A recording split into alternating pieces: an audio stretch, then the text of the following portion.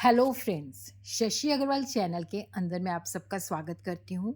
आज हम लोग डिस्कस करने वाले हैं बिजनेस लॉज का पेपर, जो कि रिलेवेंट है रिपीट स्टूडेंट्स के लिए। और जो इस साल के बीबीए सेमेस्टर थर्ड के बच्चे हैं, चाहे उनका सिलेबस जो है काफ़ी चेंज हो गया है, बट ये पेपर उनके लिए रेफरेंस का काम करेगा, क्योंकि इसके अंदर भी सेल्स ऑफ गुड्स एक्ट से क्वेश्चन है और नेगोशिएबल इंस्ट्रूमेंट से क्वेश्चन है, कंज्यूमर प्रोटेक्शन एक्ट से क्वेश्चन है। तो ये उनके लिए काफ़ी हेल्पफुल रहेगा। उसी तरह ये रिपेयर के बच्चों के लिए भी काफ़ी हेल्पफुल रहेगा। बाकी मेरे चैनल के ऊपर बिजनेस लॉ का मैंने इंपॉर्टेंट क्वेश्चन भी डाले हुए हैं, और उसके साथ क्या है, नेगोशिएबल इंस्ट्रूमेंट की जो प्लेलिस्ट है वो नेगोशिएबल का कवर करती है। सेल्स ऑफ गुड्स की जो है वो सेल ऑफ गुड्स का सारा सिलेबस कवर करती है। उसी तरह ही जो कॉन्ट्रैक्ट एक्ट की बिजनेस लॉ की जो प्लेलिस्ट है वो बिजनेस लॉ का प्लेलिस्ट शेयर करती है, मतलब कवर करती है। तो पहला क्वेश्चन जो है साथ साथ मैं बताती जाऊंगी कि ये जो है न्यू बीबीए के लिए रेलेवेंट है या नहीं। ये देखो, पहला क्वेश्चन जो है that is a very relevant, काफ़ी इंपॉर्टेंट भी है। All contractor agreement but all the agreements they are not contract comment.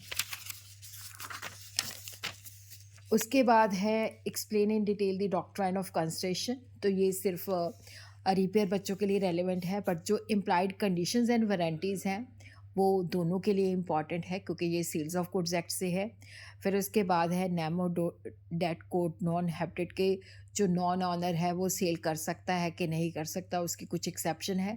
तो ये भी बीबीए जो फ्रेश स्टूडेंट है, साथ में रिपेयर के स्टूडेंट हैं, उनके लिए रेलेवेंट है। तो यहाँ से आपने करने हैं दो क्वेश्चन, तो दो question sales of goods act से आए हुए हैं, तो ये आपके लिए काफ़ी रेलेवेंट क्वेश्चन है। तीन क्वेश्चन आपके लिए रेलेवेंट है।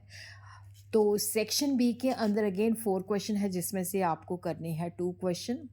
तो सेक्शन बी के अंदर नेगोशिएबल से देखते हैं हम, 3 क्वेश्चन नेगोशिएबल से है, 1 क्वेश्चन जो है कंज्यूमर प्रोटेक्शन एक्ट से है। तो ये काफ़ी आपकी हेल्प कर देंगे, आपको पता चल जाएगा कि प्रीवियस पेपर में इस तरह के क्वेश्चन आए हुए हैं। तो every holder in due course must be holder, but every holder may not be the holder in due course. तो आपने डिफ्रेंशिएट करना है, फिर होल्डर इन ड्यू कोर्स की क्या कंडीशंस हैं, क्या प्रिविलेजेस है, वो बताना है। फिर उसके बाद है कि नेगोशिएबल इंस्ट्रूमेंट के अंदर पार्टी जो है किस तरह से डिस्चार्ज होती है, वो बतानी है।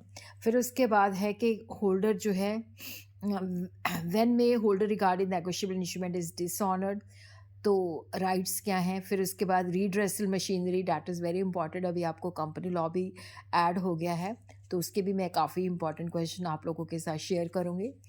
तो ये सेक्शन सी के अंदर जो है शॉर्ट क्वेश्चन है। बाकी ये पेपर जो है रिपेयर के बच्चे जो हैं उनके लिए काफ़ी ये रेलिवेंट है।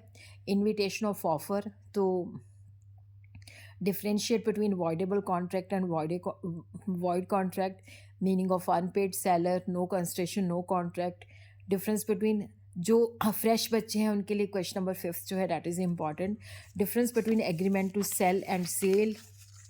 उसके बाद है features of bill of exchange, differentiate between cheque and promissory note, ये दोनों क्लासेस के लिए रेलिवेंट है। Definition of consumer, negotiation, material alteration, presumption of negotiable instrument. तो ये सारे क्वेश्चन जो है फ्रेश जो सिलेबस जो चेंज हुआ उस क्लास के लिए भी रेलिवेंट है। अब मैं जो पंजाबी मीडियम के बच्चे हैं उनके लिए भी जो पेपर है वो भी एक नज़र देख लें या स्क्रीनशॉट ले लें।